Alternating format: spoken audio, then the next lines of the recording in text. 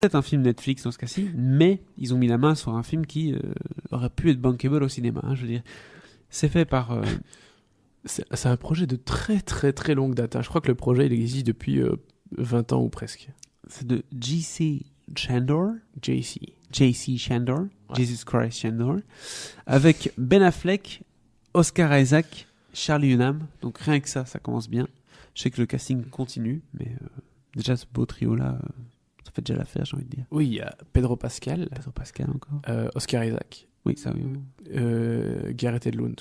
Voilà, Je l'ai pas dit. c'est les bras cassés. Tout à fait. Et là, c'est le film qui raconte l'histoire d'anciens soldats de forces spéciales qui, concrètement, ont travaillé toute leur vie dans les forces spéciales, mais ne roulent pas sur l'or. Ben oui. Et donc, ils ont une petite idée, c'est qu'ils vont aller piller un baron de la drogue dans l'Amérique du Sud. Ouais. C'est une idée pas du tout risquée, quoi. C'est une mission.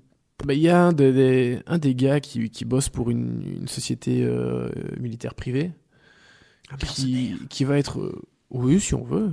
Qui va être mis au courant de l'adresse d'un baron de la drogue. Et donc il se dit... Enfin, c'est pas simplement qu'il est au courant de l'adresse du gars, mais c'est qu'il sait que ce gars cache beaucoup de cash.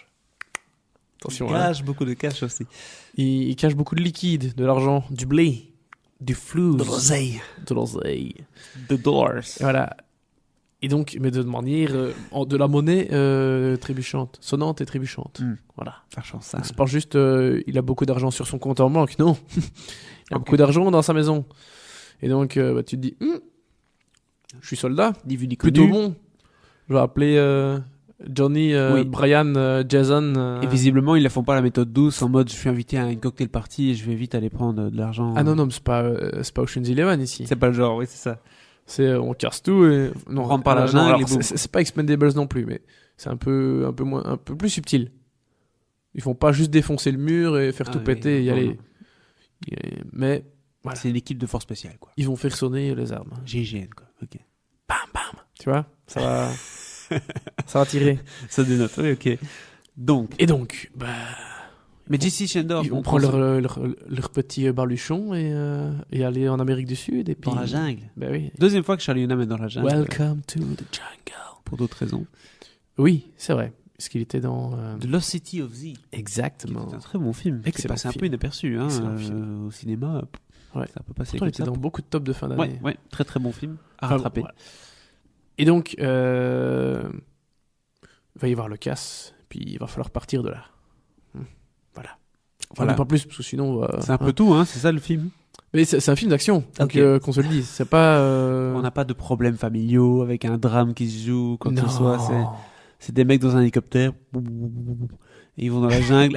Refais un peu l'hélicoptère. Je peux pas le faire du tout. Et ils vont dans la jungle et ils sont là, ils mettent de la peinture sur leur visage et ils vont dans la boue, quoi. C'est un peu ça. C'est presque ça. C'est un peu ça. Pas tout à fait, c'est pas Predator non plus. Hein, mais Et puis il y a un type qui dit « An American !» Et puis voilà, ça tire, quoi. C'est un peu ça. C'est presque ça, ouais. Presque ça aussi. Ok. On a résumé le film. Bon, après, c'est un peu plus compliqué que ça. Oui, d'accord. Mais dans l'ensemble, c'est ça, dans les grandes lignes. Ce qui est plutôt surprenant de la part de J.C. Chandor, parce que c'est à lui qu'on doit Margin Call. C'est pas lui ce qui a fait film sur la... Attends. Ouais. Tu vois, c'est ce film sur la finance, là, c'était très compliqué, avec un casting de malade. Oui. Enfin, soit, très très bon film, c'était son premier. Puis il a fait All Is Lost avec Robert Redford, qui était tout seul sur un bateau. Ah ouais, tout à fait. Tu vois.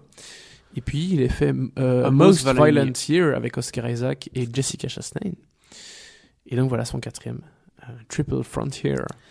Et alors ce titre, Triple Frontier, ça vient de cette région d'Amérique du Sud formée par les trois frontières du Brésil, du Paraguay et de l'Argentine. Hein, il y a des fleuves qui se rejoignent. Il y a les fameuses chutes d'Iguassou, notamment, qu'on voit dans le film Mission, entre autres.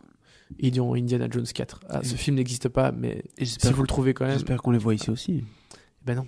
À quoi ? J'étais un peu déçu. Enfin, j'étais très déçu. Ils ont même pas été sur Parce que ça, c'est photo. le gros reproche que j'ai au film, c'est que j'espérais que ce soit un peu plus géopolitique d'une certaine façon, qu'il exploite un peu plus son triangle, son titre et le fait qu'il joue sur des pays qui sont très proches les uns des autres. Parce que vraiment, moi, pour avoir déjà été dans cette région-là, effectivement, tu passes la frontière en très peu de temps. Ça dépend s'il y a du monde ou pas, mais voilà, en quelques kilomètres, tu es dans un pays et puis dans un autre, si tu veux. Donc, c'est une région qui est très très belle et très impressionnante.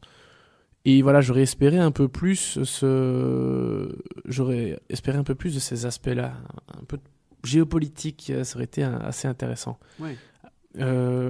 Alors, fallait pas faire un truc vraiment purement géopolitique. Non, mais on reste dans un film d'action. Un incident diplomatique qui se passe à cet endroit-là, c'est quand même... avoir un peu plus d'aspect frontière, ça aurait été sympa. Parce qu'il y en a pas beaucoup au final. Et ici, il y en a un, mais il se déroule un peu plus à l'ouest. Tu sais, ces grandes montagnes là, grande chaîne de montagnes à l'ouest de l'Amérique latine. Cordillère quelque chose. Cordillère des... Je sais pas. Ils vont essayer de la passer à un moment. Les Landes, c'est ça, non? Ouais, presque. Ouais, ok, presque. Pas la même région du monde, ça. J'y étais, mais c'est un peu haut quand même. C'est pas... Ouais, bah oui, pareil. Mais voilà, ils vont essayer de passer cette chaîne de montagnes, la Cordillère des Andes, en hélico. C'est compliqué, hein, parce qu'un hélico... C'est très haut, la Cordillère des Andes, c'est 5 Un hélico à 5000 mètres, c'est pas facile. En fait, c'est ça le climax du film. Ça va créer des problèmes. Bon, c'est un des incidents du film. Okay. Mais voilà, donc j'aurais aimé un peu plus ce truc Argentine, Brésil, Paraguay, tu vois. La question que vous vous posez tous, sans doute à la maison, c'est pourquoi sur Netflix? Est-ce qu'il y a un truc? Est-ce que le film est pas terrible? Est-ce que c'est le genre de truc série B qu'on met pas au cinéma mais qu'on met sur Netflix? Ou au contraire, c'est Netflix qui a été pioché un film qui est de qualité avec un grand casting et qui veulent faire un coup marketing assez fort? Alors, ils produisent le film de A à Z. Hein. C'est une production, c'est une vraie production Netflix. Et je pense qu'ils ont été piochés dans cette liste de projets qui essaient d'être montés depuis des années. À la base, c'était un projet de Catherine Bigelow. Il y avait notamment Tom Hanks qui était attaché au film. Ah oui, donc ça remonte pendant longtemps, quoi. Hein, ça, ouais, même jusqu'il y a encore 10 ans, c'était le cas. Hein. Donc, d'accord. Et puis voilà, on sait plus trop ce que le film, c'est la fameuse, le projet est devenu. La fameuse blacklist, quoi. Alors je sais pas s'il était sur la blacklist, mais voilà, c'est un projet qui est resté sous les radars de certains et du coup, J.C. Chandor a eu la chance de pouvoir le faire.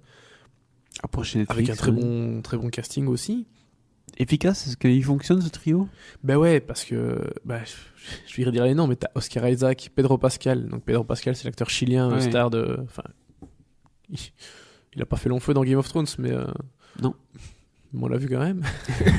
On s'en rappelle en tout cas. Ouais, lui, il y a vu que du feu. Soit. Petite référence pour tous les fans d'ailleurs. Petite référence. Bande-annonce. Les vrais comprendront. Tout à fait. Gareth Edlund qui. On le voit de temps en temps, il est toujours sympa. Charlie Hunnam, j'adore Charlie Hunnam. Et Ben, grand fan de Sons of Anarchy, personnellement. Donc, c'est pas du roi Arthur. Beaucoup Charlie. Pas du roi Arthur. Un petit peu moins. Lost City of Z aussi. Dans Hooligan, il était bien aussi. C'était un de ses premiers films. Et Ben Affleck, très bien aussi. Ben oui. Alors, je pense qu'il a lâché. Alors, je sais qu'il a lâché le projet à un moment, mais je sais pas si c'était avant la fin du tournage ou après. C'est quoi, dû à ces problèmes qu'il a eu ou dû à autre chose? Tu sais plus. Mais je ne sais pas. Mais il y a eu un truc à un moment avec Ben Affleck. Donc. Parfois Ben Affleck, j'ai l'impression qu'il fait son Bruce Willis, tu vois. Il est sur le tournage, mais il joue pas vraiment, quoi, tu vois. Ah, ici, il fait quelqu'un d'un peu renfrogné, tu vois. Donc, okay, bah, donc je ne sais pas ce que je viens de dire. Renfrogné. Ouais. Renfermé peut-être. Renfermé sur lui. Ouais. Voilà, fatigue. En plus, c'est moi qui te corrige. Ouais. Ça devient compliqué. Où va ce monde? Renfermé, tout à fait. Oui, il est très renfermé sur lui-même, donc. Il est assez muet, quoi. On n'a plus un asthme, ce que je viens de dire. Mais oui. Et donc, non, il est pas muet, mais il la joue low emotions, tu vois. Il a joué Ryan Gosling. Il la joue. Ouais, mono-expression.